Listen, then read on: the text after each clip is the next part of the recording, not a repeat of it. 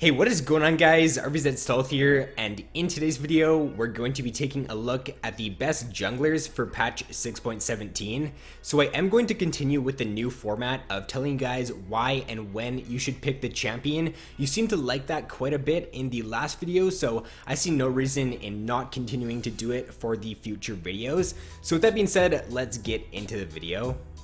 So first on the list is Nidalee. Nidalee right now, in my opinion, is one of the best junglers, if not the best jungler in the game, if you can play her correctly and if you've taken the time to learn her. Her early game is absolutely insane right now, and she can just absolutely snowball the early game out of control if you can get good ganks off and if you can get a few kills with her. Her gank pressure is really good if you can hit her spears, and she can also do a really good job at invading the enemy jungler and trying to kill them or just denying them CS, because once you do get your runic echoes on Nidalee, your clear speeds are insane. They're probably the best for any jungler. You just clear out camp super fast, so it just allows her to counter jungle really nicely, and it allows her to just get a lot of CS and be up on CS on the enemy jungler. Her damage output is also really good once you do get a few items on her. Her spears can just be pretty game changing. If you can get ahead, you can look to siege down towers, and if you can hit a few spears on the enemy squishy targets,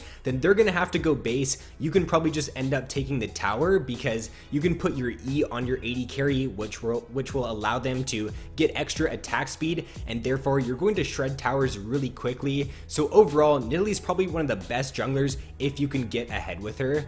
Now, when should you look to pick Nidalee? You should look to pick her if your team is lacking AP damage. We are seeing quite a few AD top laners being played right now. Yasuo has one of the highest pick and ban rates this patch, and we're also seeing quite a bit of Riven in the top lane as well, some Darius as well. So if your team does need some ability power, then Nidalee is always a good choice. And then you should also look to pick her if the enemy team does have a weaker early game jungler, that you can look to exploit that, and you can look to either invade on them in the early game, or you can just look to out pressure them in the early game by ganking. And also, I would only recommend picking Nidalee if you have practiced her and you know what you're doing on the champion. Don't just go into ranked and first time Nidalee, because you really aren't going to do very well, that's for sure. Next up is going to be another AP jungler, Fiddle. So why should you look to pick Fiddle right now? Fiddle probably has one of the most solid kits when it comes to just being effective at all stages of the game. His early game is really good. He can gank really effectively once he does get mobility boots, which I would highly recommend doing on Fiddle. If you do end up getting like a kill for first blood, or you just end up getting a kill in the early game, then look to rush those mobies and look to just run around the map and just be a really annoying champion. Just look to gank as much as you can, because if the enemy laners are pushing out, it's a pretty free gank every time, because you just walk up behind them, you fear them, you silence them, and as long as your laner does have some sort of follow-up damage or follow-up crowd control, then it should be a pretty free kill every single time.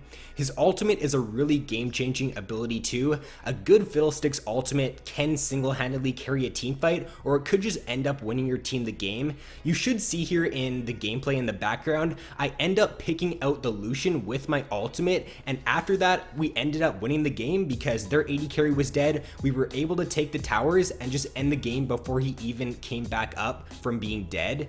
He's also a really good source of AP damage, so like Nidalee, if your team is lacking that AP damage, then I would look to pick up Fiddle. And he's also really good against the dive champions that are being played right now. So someone like a Kha'Zix or even a Zac I was playing against in the gameplay in the background here, I found that it was really easy to deal with the Zac, especially because when he tried to dive in on my back line, once he came down with his E, I just feared him, and then he's pretty useless after that because my team can just kite away and they can move away from the Zac, and once he has used his E, then he really doesn't have any other sort of engage. So Fiddle is definitely a great pick against those dive champions. Now, when should you look to pick Fiddlesticks? Look to pick him if they do have a dive jungler or a dive enemy team comp, because he's really good at peeling those champions with his fear. He also is an AP jungler, so if your team's lacking AP, then look to pick him up. And if your team is lacking teamfight, you don't have a very strong teamfight comp going for you, then he's a very good teamfight jungler, so I would look to pick him in that situation. Next up is going to be Zac. So why should you look to pick Zac right now? Zac is really good in this meta in my opinion because we are seeing a lot of low mobility AD carries being played. I don't think I go a game without seeing Jhin being picked or banned, at least in my elo, and I feel like he's a great pick against Jhin, against Ashe, even he's a pretty good pick against Sivir because those champions don't have gap closers, and if he can get onto them on the backline, if he can get a nice E off, dive on them, then he's going to deal a lot of damage and he's going to easily CC them, and if his team does have some follow-up, then you should be able to burst that champion down really quickly. Now I see a lot of Zac players right now going like Runic Echoes, they might go even a Leandries, and then after that they'll go full tank, and he can still deal so much damage. The fact that you only need like 1 or 2, or basically you don't even need a damage item on Zac, and you can still deal so much with him against those squishy targets. So because he's like a really good bruiser tank jungler right now, I think he's really effective.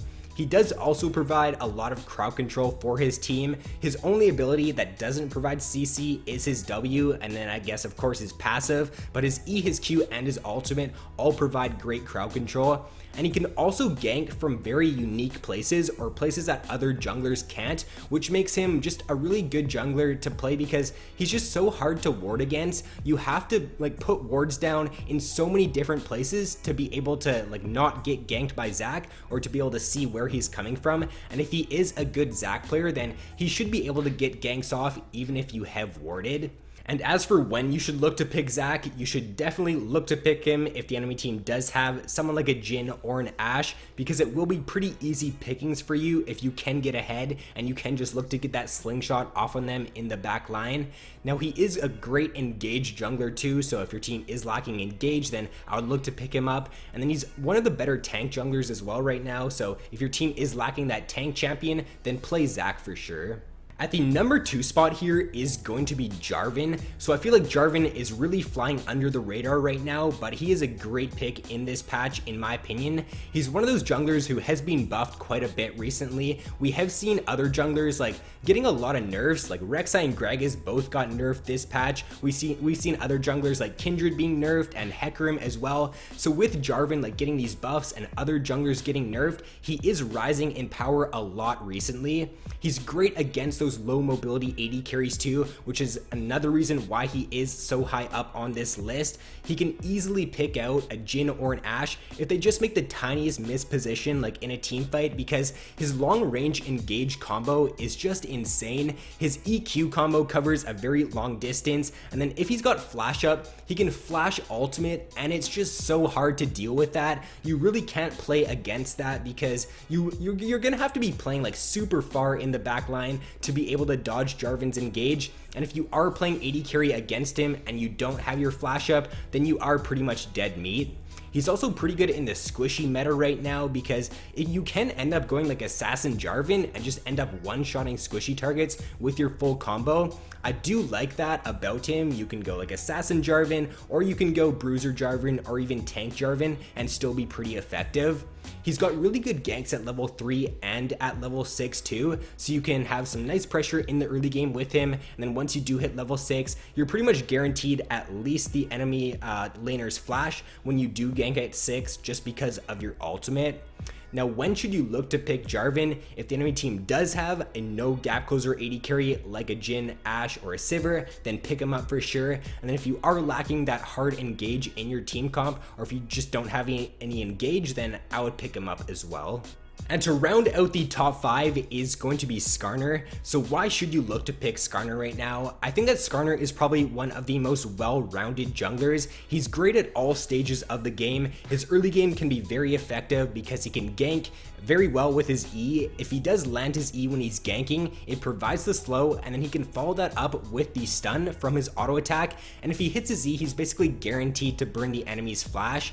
Once he does hit level 6, his ganks are really strong. if he does get his ultimate off on whoever he's ganking, it should be a free kill as long as your laner does follow up. And then his late game, taking a look at stats, Skarner actually has one of the highest win rates once the game does reach like the 40 or 45 minute point for any jungler, which is really crazy. So if you can get to that late game as him, then you are definitely going to have a very good chance to win.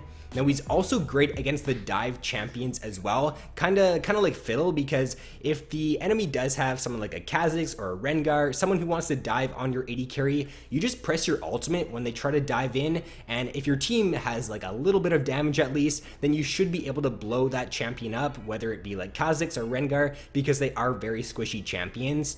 He's got great sticking power too because of his E and his ultimate, and he does quite a bit of damage while only building like one damage item. You only really need Trinity Force on Skarner, you can go full tank after that, and you can still end up soloing out like the enemy AD carry or the enemy squishy targets. Now, when should you look to pick up Skarner? If the enemy team doesn't have a whole lot of disengage, then that's when he is at his best. He can definitely still be effective if the enemy team does have disengage champions, but if the enemy team does lock a Janna or a Gragas, then unless you're really confident on your Skarner, then I would look to pick one of the other junglers on my list. And also, if you are lacking a tank, he is one of the better like bruiser tank junglers that you can play right now. And lastly, to round out the video, the honorable mentions for this patch are going to be Graves, Kha'Zix, Vi, Amumu, Shaco, Sejuani, and Rammus. So I want to talk about Shaco, Vi, and Graves specifically. So Shaco isn't a champion we really see a whole lot of, but he's also a champion who hasn't been buffed or nerfed pretty much at all this whole season. Now with a lot of the other junglers receiving nerfs recently, like Rek'Sai, Gragas, Hecarim, Kindred especially, Kindred is a jungler who does really well against Shaco, but because we really don't see a whole lot of Kindred anymore, Shaco is definitely a pretty strong pick right now. We're also in a fairly squishy meta, and the more squishy targets that Shaco has to feast on, the better, because that just means when he jumps in, he doesn't really have to pick and choose his targets. He could just choose the target that's closest to him, and he can just burst them down. So I feel like if you're looking for a strong early game jungler right now that can just snowball the game, then I would pick up Shaco. Now Vi is a jungler who did get buffed this patch, and like I said before, with other junglers being nerfed, she is definitely rising in strength right now. I think that she is one of the stronger like dive junglers. Her dive is really effective and it's pretty easy as well, because with a lot of these immobile AD carries being played right now, it's just easy for you to point and click your ultimate onto those champions, and if your team is ahead or if you do have follow-up, then it's going to be very easy for you to just pick out that Jhin or that Ashe and just burst them down really quickly. Now as for Graves, he does actually have one of the highest win rates for any jungler this patch. He is a great like damage jungler. He doesn't provide a whole lot of crowd control, but he's definitely a pretty good like hard carry jungler. If you can get ahead with him, then you're going to deal a load of damage, and you can definitely solo carry a game with Graves. So that is going to be all for this video, guys. If you did enjoy, then please be sure to leave a like, subscribe if you guys have not already. So thanks for watching, have an awesome day, and I will see you in my next video.